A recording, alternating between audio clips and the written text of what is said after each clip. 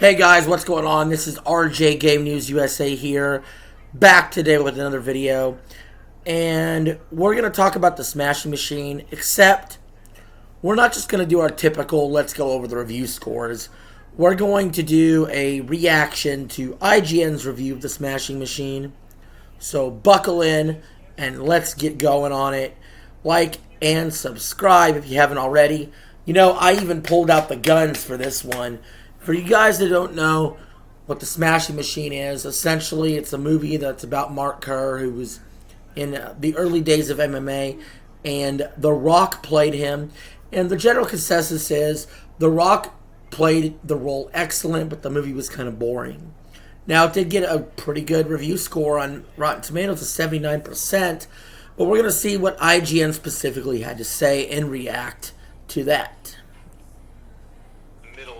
Smashing Machine that involves a knife, cactus, and a mild disagreement. It's a light argument that plenty of the audience will be familiar with. It's likely a lot of you have had this exact conversation, but the way this version of it is blocked, the way the props play into the subtext, it's absolutely nerve-wracking. There's this great juxtaposition of violence and politeness at the center of this scene that makes the Smashing Machine a really fascinating movie to watch. From Benny Safdie, half of the Safdie brothers, whose Good Time and Uncut Gems pulled exactly 0 punches with their characters and subject matter, the Smashing Machine continues the filmmaker's trademark grounded and unflinching approach to obsessive people, just with a little less power behind its jabs. I'm Glenn Gage, and this is my review of the Smashing Machine. Alright, so interesting way to start a review, talking about a scene in the middle of the movie. But anyway, let's hear the rest of this.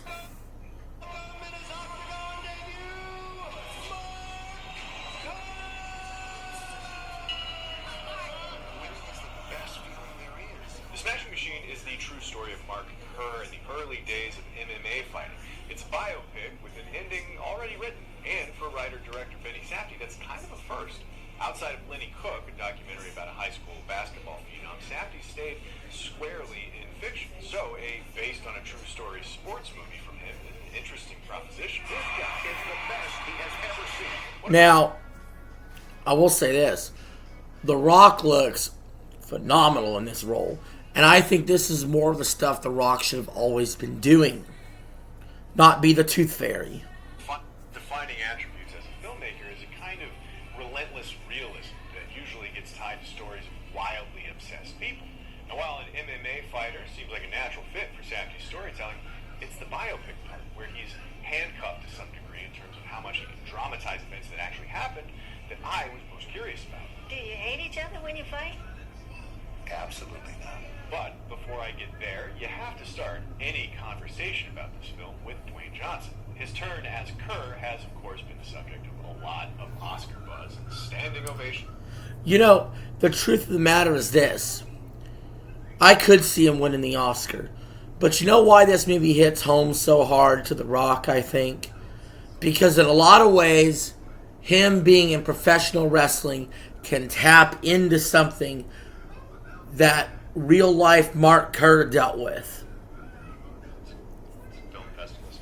And it is an impressive and altogether different performance from it. Well, have you ever heard of the Ultimate Fighting Championship? There's a cynical way, of course, to look at the prosthetic makeup and the kind of impression of Mark Kerr he affects in his voice as just Oscar bait. But The Rock, as he's wont to do, really did put in the work.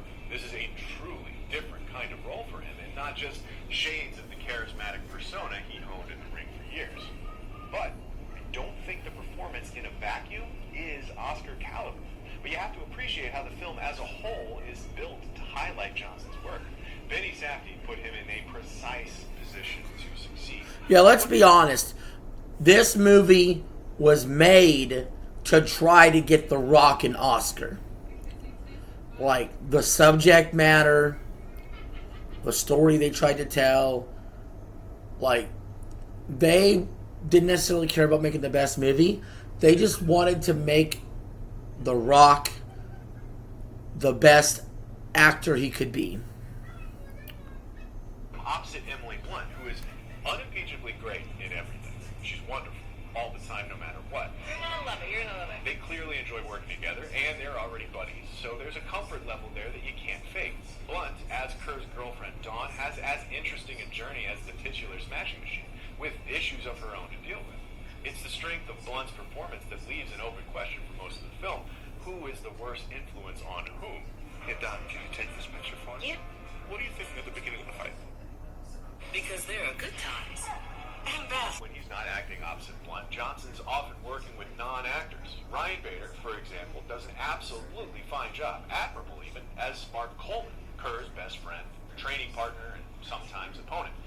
Bader is an MMA fighter moonlighting as an actor, though. As serviceable a performance as he gives, he doesn't hold a candle to what The Rock is doing, and nor True. should he be expected to. So, the film sets up Johnson to look great, whether he's holding... Look, now let's be honest.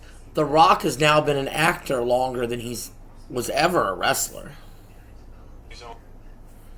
his own opposite Emily Blunt, or looking better by comparison against a non-actor.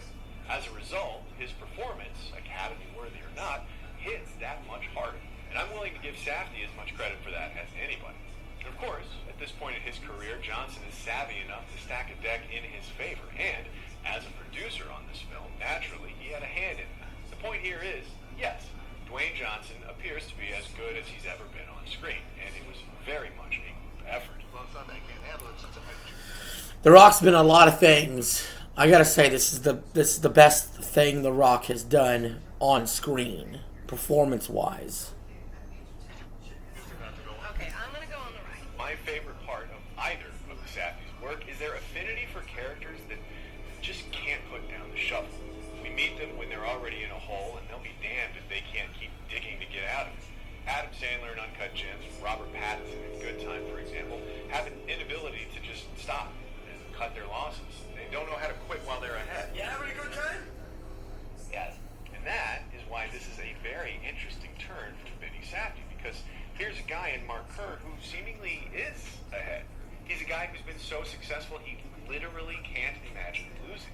And what makes the Smashing Machine a distinctly Safdie film is the fact that this inability to fathom what a loss feels like is played as though it's just another kind of hole to dig out of.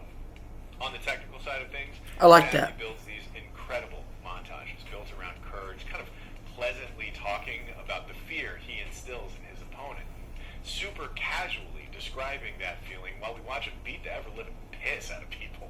The music is just as polite as well, bucolic even, while Mark knocks his opponent senseless. There's no other high like it in the world. There are moments throughout the movie when every technique in Safdie's bag, from lens choices to the edit to the sound design, they all bring about a lightness of tone that's normally reserved for like rom-com montages of a couple's first date at the county fair. Only When they do shit like that, they gotta be careful, though, that they're not going to make the movie seem like a joke or whatever, but I don't think that was a problem. Here, they're set against the struggle of a good-natured guy in an inherently violent sport trying to figure out what he is, if not the Smashing Machine. That It's called is the compartmentalization. most interesting and profile-worthy thing about Mark Kerr. He forged a path that helped turn MMA into an enormous industry and struggled along the way. He crawled, so all those UFC guys that you've heard of could run. So in that respect, Mark Kerr owns an interesting place in the sport's history, and it's a story that ought to get told. The thing the Smashing Machine is missing, however, is a sharp set of teeth. There aren't too many edges that don't seem to have been smoothed over a little bit, which keeps the film from really standing apart from other sports movies or properly living alongside other Safdie films. There are some truly great moments of filmmaking throughout, the aforementioned knife and cactus bit being one of my favorites. There are scenes where Safdie's dedication to realism in the documentary-style camera work turned Yeah, realism definitely got him a long way in this one. routine moments into legit pangs of emotion, like an elevator door opening at the wrong time, bringing on a flood of sympathy. These things happen in a flash, but they nearly always land. It's one of Safdie's most incredible skills, and it's on display all over the Smashing Machine. These moments, on their own, I think are undeniably brilliant, worth studying even. The film, however, just doesn't quite reach the sum of its parts. Now, to return to the biopic aspect of the Smashing I don't know quite what that Machine, means, feeling a little more honoring. because, I don't know, you got an actor who's crushing it here, but yet the film just doesn't live up to the hype either. Well, I mean, who failed here? Was it the side characters, or was the story just not intriguing enough? if it is even a failure. 79% of Rotten Tomatoes certainly suggests not a failure. Than anything else, as though the point of it may simply be that we all now know Mark Kerr's name. The teeth this film seems to be missing that were so present in Good Time and Uncut Gems. Oh man, heaven knows what. All right, I get it. They're missing the second little. They're missing the hook beyond. Oh, The Rock's playing Mark Kerr. They're missing the hook. I get it. Them. They might only exist in sappy fiction. The Smashing Machine seems to be a fairly unvarnished account of a few of the more intense years of Kerr's life. Certainly, none of it is terribly flattering. But the reality of making a biopic might have resulted in a full punch or two along the way. Right? Yeah, I could see that. So, you'd think so. Come on, Mark, yes or no answer. I do want to talk here at the end of this review about endings in general. Now, I'm not going to spoil anything about the ending of the Smashing Machine, but I will say that I adore the way the Safdies end their films in that they don't really end. From heaven knows what, ending with everybody just kind of chatting in a coffee shop after everything that's happened, to Nick playing Cross the Room as the credits roll on Good Time and returning to the cosmos in Uncut Gems. Their movies leave you with the sense that this story will continue forever. I love it. Okay, I don't really like that actually. I am a fan of definitive endings. I don't like ambiguous endings or endings that are left with loose ties or endings as though you didn't wrap something up. So I disagree with the IGN reviewer on that. That, to me, is what makes Safdie's work truly feel real. These stories are about real people that really exist, and we're just getting a segment of their lives, and it will continue after we leave the theater. It's like this last little kick of empathy they leave you with as the lights are coming up. It's great. And without saying anything else about the ending of The Smashing Machine, Vinny Safdie has found a way to continue doing that with a clever little biopic twist. It's 40,000 people and they're cheering you on. The Smashing Machine is getting a 7. Dwayne Johnson is without a doubt.